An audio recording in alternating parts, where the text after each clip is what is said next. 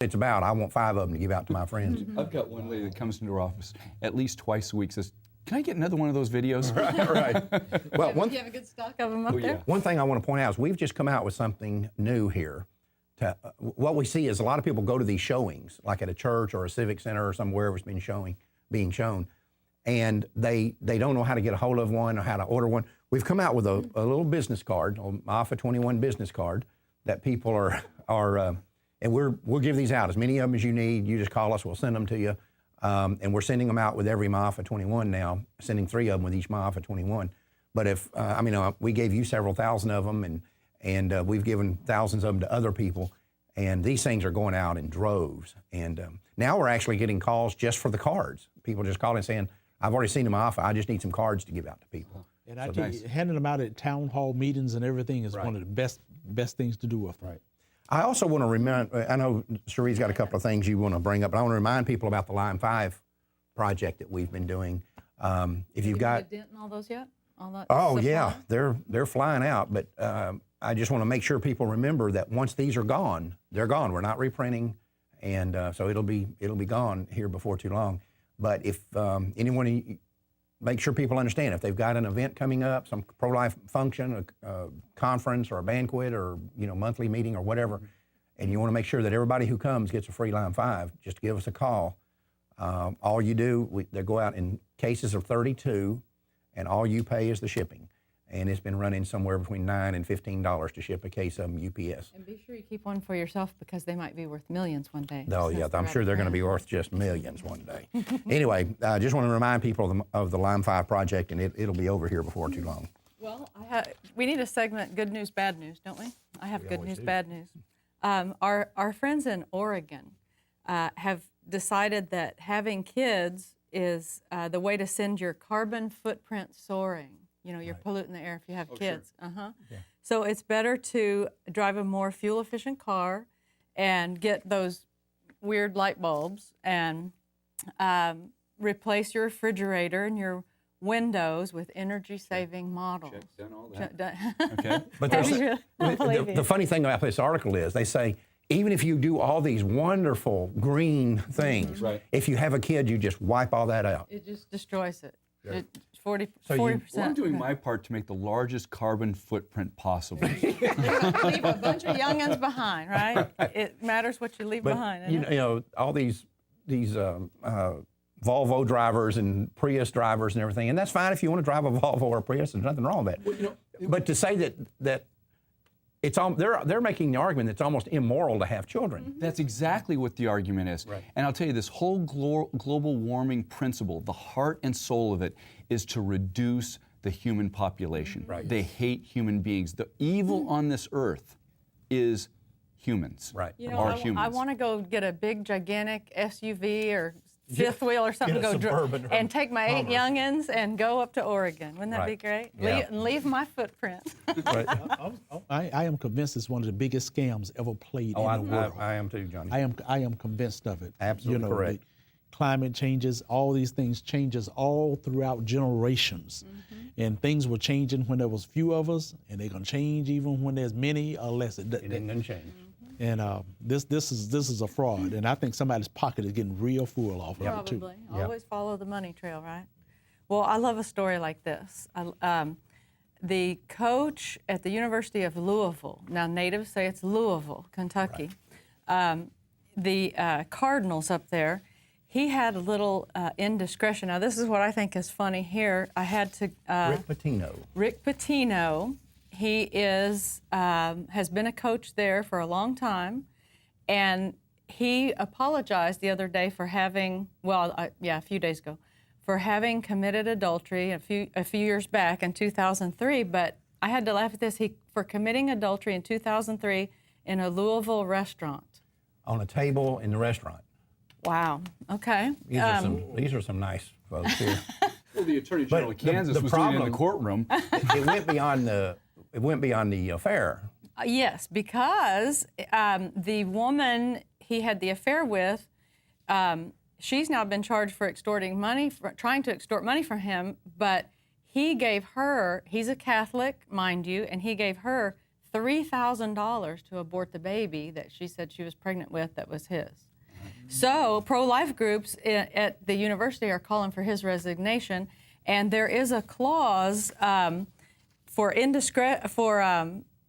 morality, moral indiscretion in your conduct, that he can't, acts of moral depravity, that you can get relieved of your duties Paying from. for an abortion is an act of moral depravity. Well, Definitely. how about having sex with a woman them, in a restaurant on the tabletop and then paying her $3,000 to have an abortion? Remember, Yes. the point we always make is that abortion is far worse than the original act. Absolutely. You know, and we don't want to ever speak to the young people or anybody else that make an act of moral indiscretion and then make it far worse by having an abortion killing the baby. afterwards. Absolutely. But the point is, okay, let's say he just had the affair and admitted to the affair. That's bad enough to let him go, I think. Yeah. And he's out of there. But a lot of people are just slapping his wrist and, well, we all make mistakes and all of that kind of stuff. And because it's but you know what? If he had a losing season this year, all of a sudden these people would be saying, he's not morally qualified. Let's just go ahead and get rid of him. Yeah. If he had a losing season. We need a new guy. And then here's some really neat news. Florida quarterback down there, the Gators down in Florida,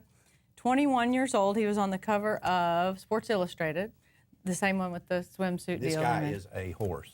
Yes, he's gonna be big in the NFL. Tim Tebow. Yes, he's sounds like a really neat guy, and he blew some reporters away in a interview session when he said, "Yes, I'm saving myself until I get married." They said you could hear a gasp. Yeah, you couldn't even. They couldn't even respond. From all the women in the And he was talking about how his mother. His mother, he says, I really believe that there are ladies out there and young girls that have chosen life for their babies because my mother was urged to abort by doctors because she had a life-threatening blood infection. And they tried with everything they had to get her to abort him, and she wouldn't. And now the mom's a missionary, and he helps do missionary things. And how cool is that? And everybody's fine. Cool. Mom and baby obviously are wonderful. He's quarterback of the Gators. He's a famous quarterback. He's famous. He's won a Heisman Trophy, but Heisman Trophy nominee, yeah. For the first one ever to be homeschooled. Homeschooled, right. And nominated for a Heisman Trophy. We've always said, how many people have been aborted that could have had the cure to a disease or been a great statesman or done some great scientific research? As I've pointed out before, that's a dangerous argument, though, because, obviously we can celebrate these situations, but we can never get into the situation where we give the impression, and I know you're not, but give the impression that somebody who accomplishes a lot of life has a greater claim to the right to life. Value. Right. Everybody has intrinsic And I'm telling value. you, if you've got two unborn children and one of them is going to grow up to be Tim Tebow, this brilliant guy who's a Heisman Trophy quarterback and going to be a star in the NFL and all this, and the other baby is going to live under a bridge his whole life, though they have the same right to life. And that's the point we need to continue to make. That's right.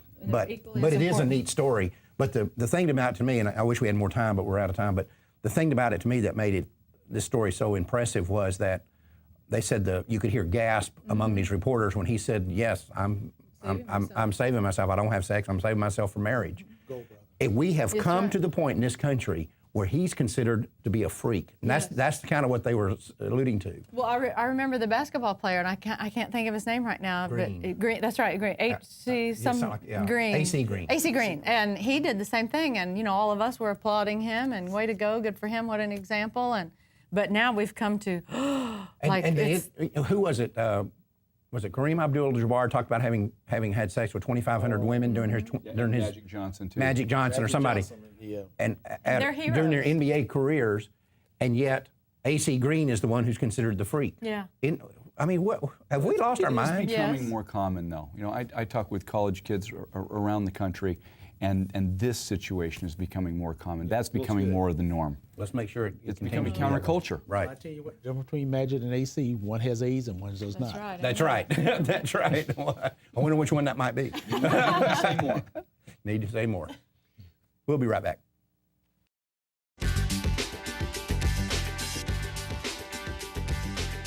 I want to sound a word of caution about this Tea Party and town hall meeting phenomenon that's taking place around the country. From some of the rhetoric associated with these events, it would be easy to conclude that social issues like abortion are an important factor behind them. That would be a mistake.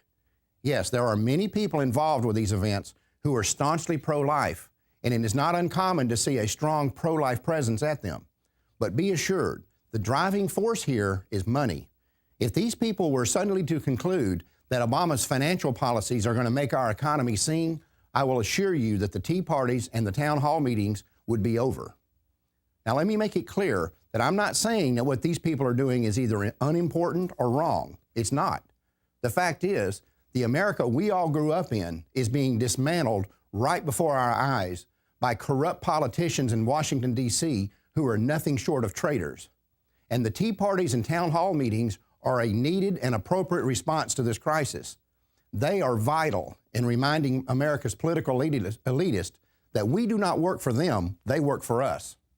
All I'm saying is that the Tea Parties and town hall meetings were born out of the fear of a financial collapse of our country, not its moral collapse. To make my point, I ask you to keep in mind that the leaders of these efforts never organized similar national events to help the unborn.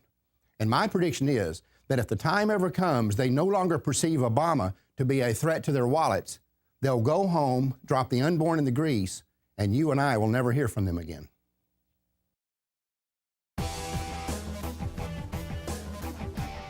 Well, we're having all sorts of interesting things going around the country.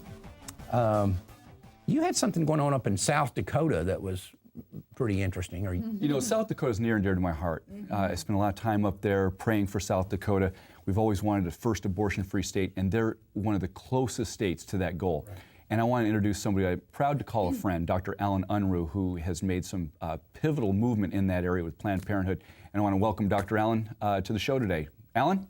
Thank you. I'm glad to be here, Troy. Alan, tell us what's going on up there in South Dakota, because this is some really exciting news. Well, we're on the verge of closing down Planned Parenthood. The Department of Health threatened Planned Parenthood that if they didn't comply with the Eighth Circuit Court decision, that they would have to take their license. And Planned Parenthood wantonly and willfully